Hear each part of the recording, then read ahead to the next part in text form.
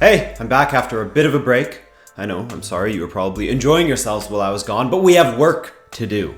Welcome to World Cup Daily-ish. I'm Adrian, and this is Rabona TV. Today, let's talk semifinals. And yes, I am the guy that tried to be too clever and went 1 for 4 with my quarterfinals predictions. So what? I used up all my prediction prowess in the group stage, if you'll remember. I killed it. Living on past glories, though. No more of that. Now, with the semifinals all ready to rock, I just thought I'd let you guys know that I'll be doing a watch-along for each of the semifinals. As always, we'll go live about 5 to 10 minutes before the match, so be on the lookout for that. I can do the live announcement videos for you guys too, because I know that some of you appreciate those.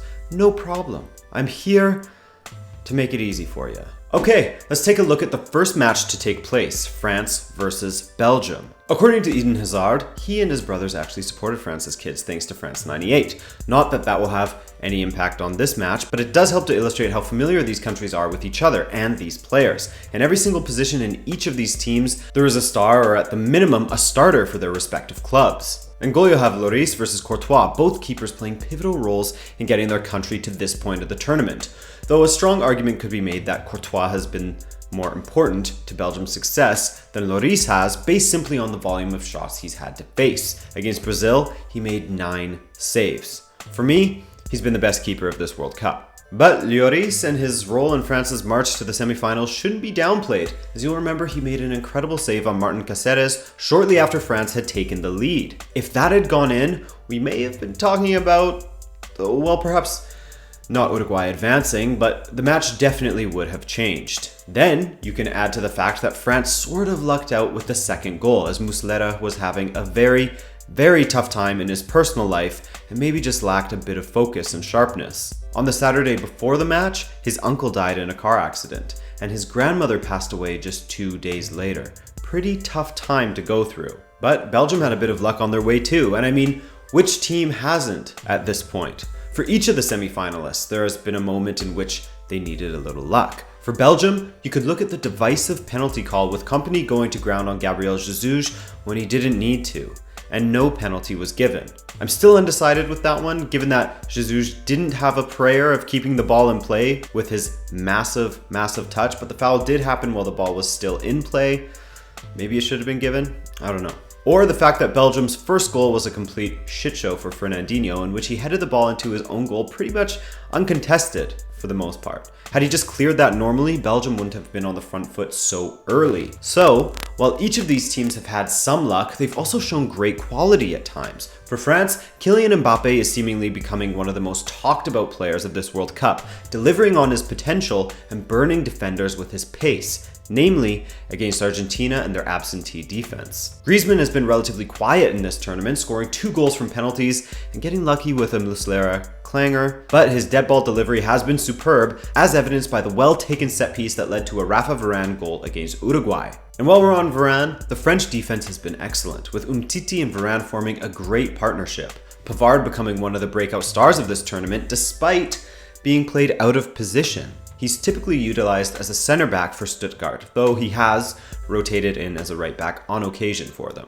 Also, N'Golo Kante is reminding us why he has been such an important player for Chelsea and Leicester in the past, even going so far as to have to dispel the rumors that he has a third lung. He just loves to run, and he's good at it. For me, it's France's defensive improvement over their 2016 team that really makes the difference. They're still undefeated at this World Cup, and if their attack can click, as they are sometimes guilty of being a little bit off step from one another, then Belgium is really going to have their hands full. But then again, look at the Belgian attack. With the system that Martinez employed against Brazil, with Lukaku playing on the right, De Bruyne as a false 9 and Hazard down the left, Belgium looked as if they could strike any team on the counter, especially with the form that they are starting to pick up. Despite no scoring since he played against Tunisia in the second group stage match, Lukaku has proven himself to be a leader for Belgium, and his movement off the ball has led to goals for his country against both Japan and Brazil. Kevin De Bruyne opened his account against Brazil with a laser. His vision and freedom from playing further up the pitch could really unlock the French defense. Will be interesting to see his battle against N'Golo Kante. Plus, Hazard played one of the best matches I've seen from him in months against Brazil, as he went 10 for 10 with successful dribbles and will surely be haunting Fagner's dreams for weeks to come. Boy was struggling out there. Defensively, I mean, I've already praised Courtois, but the backline for Belgium is ridiculous. Alderweireld is looking great despite a strange past season where he didn't feature much for Spurs due to injuries and an apparent falling out with the club. Kompany, although he came close to being a villain by almost giving away a penalty for a silly tackle on Gabriel Jesus, he looks a revitalized player, and his never say die attitude as a result of him coming back from injury after injury will be a massive boon to the Belgians should the going get tough against the French, not to mention his experience with Man City. Plus, Vertonghen has been arguably the best center back for Belgium of this World Cup, as he showed his prowess in filling in on the left at times against Brazil, pushing into central midfield positions at times, and falling back as one of the three center backs, where he should be. Then there's the squad depth with Fellaini and Chadli rotating in, leaving the likes of Dries Mertens and Yannick Carrasco on the bench. So basically, this is an incredibly talented side, a deeply talented Belgian side, though you don't need me to tell you that.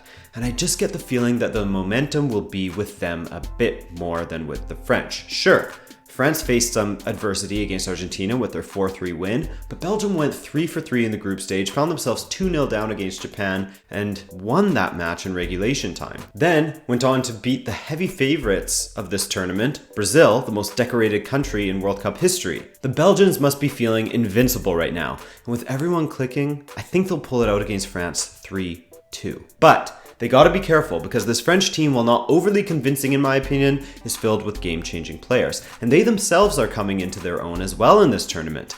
I still take Belgium as the winners, but it's going to be an incredible test for both countries. All right, now let's turn towards England versus Croatia. As I always say, I really like this English team. I love that for the first time in a long time, it's an English squad that isn't haunted by the good old boys. There's no aging former greats like a Lampard or a Gerrard or a Rooney in there captaining the team and getting picked based on reputation as opposed to their skill or form. Sure, Gary Cahill is there, but he isn't a starter. Joe Hart didn't even make the team. And it's this bravery from Gareth Southgate that has paid off with a fast, young team that, hell, the players seem to have something in common with each other and genuinely seem to get along. With Croatia, this is probably the strongest side that the country has produced since 1998 when the Croatians finished in third place at the World Cup. Modric, Rakitic, Rebic, Mandzukic, Lovren, Kramaric, etc, etc, etc. There's loads of talent in this squad, and they showed it in the group stage as they went 3-for-3 against the likes of Argentina, Nigeria, and Iceland. And while they looked incredible in the group stage, I do think that many of us, and I say us because I'm including myself in this one, got a little too excited after the group stage. While we all thought that Croatia had an exceptional team, I think that they're simply just a very strong team. Not the best team ever. Still extremely talented and capable of beating anyone on a good day, but if the two knockout rounds have proven anything to us, it's that they do labor at times against countries that are well organized and defensive minded. Good thing for Croatia, England isn't a defensive minded team, and hopefully we'll get to see these two teams really fly at each other and give us a great show of attacking football. I do worry for Croatia a bit, however, as they resembled the Walking Dead in extra time against Russia. And I don't blame them for that. 2 consecutive matches in which they have had to go the distance, 120 minutes or 2 full hours of football, and then a shootout. Already it's looking like Vrsaljko could be out, which is a massive miss in the right back position, as the Croatian classic that is Vedran Trojluka will step in. Subasic had his leg replaced against Russia, but looked decent in extra time, and the shootout for that matter. Well, both shootouts for that matter. But if he isn't fit to play, then that's a massive loss for Croatia, as their second and third choice keepers are Lovre Kalinic of KAA Ghent with 12 caps, and Dominik Livakovic of Dinamo Zagreb, who has just a single cap for Croatia. On England's side, for the first tournament in a long time, probably since David Seaman was around to be honest, they have complete confidence in their goalkeeping position, which does a lot for the centre backs, as Jordan Pickford has been sublime at this tournament and really saved England some blushes against Sweden, making 2 fantastic saves. And prior to that, he made a massive save on Carlos Bacca in the Colombia shootout to help England to their first ever World Cup shootout victory, as we've all heard of by now. Attacking-wise, Harry Kane is the Golden Boot leader, but his impact on matches have been more than just his goal output. He's been an excellent captain for them as well. Kane and Sterling have struck up a great understanding in which Kane will often drop quite deep as compared to Sterling, as he demands a lot of attention from the opposition defenders, leaving Kane with some room on the ball. His long passing is majorly underrated, by the way, as Kane can spray the ball around really well, in my opinion. England's most successful plan of attack, however, has been from set pieces, as they have scored a ton. from there, with the likes of Stones and Maguire getting in on the goals. Maguire, by the way, has really impressed me in this tournament. Also, Dele Alli has had a quiet tournament, but against Sweden, he scored a Dele classic, making a smart, delayed run into the box to head one home. If Dele continues to improve his form, that will be a major improvement for the English midfield. But the Croatian midfield isn't one to be trifled with, however, as Luka Modric is easily in the top 5, maybe top 3 midfielders in the world, and has been the focal point of the Croatian attack. Maybe he's even the best in the world. Rakitic has also been a top performer, showing nerves of steel to win the shootout for Croatia not once, but 2 matches in a row.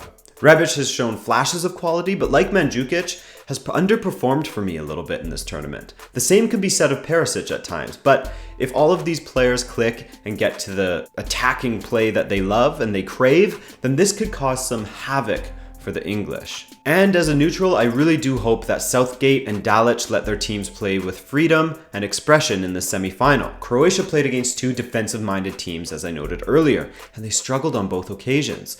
England, on the other hand, has played how they want to play. And so far, minus the blip against Belgium, where it was a glorified friendly, so far it has paid off for them. Like the other semi-final, this one is extremely close to call. However, I think the fact that Croatia has played 2 matches in a row that have gone to 120 minutes, the potential injuries they are nursing already, plus the others that could crop up from the wear and tear during the match, I think that this English squad, which has shown no signs of cracking under the pressure from home, will get the job done against Croatia. 1-1 after regulation and a 2-1 win in extra time for England. So, I have an England and Belgium rematch in the finals to see whose starters reign supreme this time. I'd love to see a Croatia vs Belgium final, as then we would be guaranteed to have a new World Cup winner, but this English squad was given the easier path to the finals, stress on easier, as it's still the World Cup and it's still not easy, and I think that England will seize the day against Croatia. Alright, I'm gonna stop talking now and turn the spotlight to you to have your say on the semifinals. Hit me with your predictions, how you think the matches will go, etc. And hey, if you're new around here, then be sure to hit that subscribe button for more daily coverage. And definitely join us for a watch along. You shan't be disappointed. Okay guys, thanks for watching, love ya, and I'll see you tomorrow. Peace.